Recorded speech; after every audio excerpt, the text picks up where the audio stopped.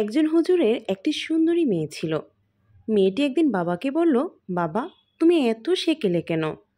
আমার বান্ধবীরা বোরকা ছাড়াই বের হয়, আমি পারি না কেন? তুমি একটু আধুনিক হও।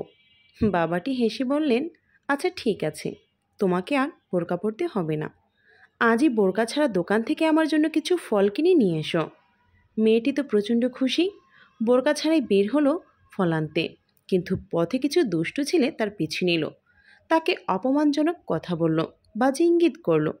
বাড়িতে ফিরেই মেয়েটি কাঁদতে কাঁদতে বাবাকে সব বলল। বাবা শান্তভাবে বললেন, আচ্ছা ঠিক আছে, এবার তুমি বোরকা পরে আবারও দোকান থেকে কিছু ফল নিয়ে আসো।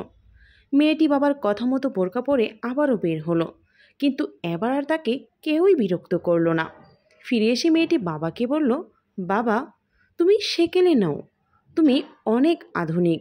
আজ বুঝলাম, বোরকা শুধু ধর্মীয় বিধান নয়, এটি নারীদের সুরক্ষার ঢাল।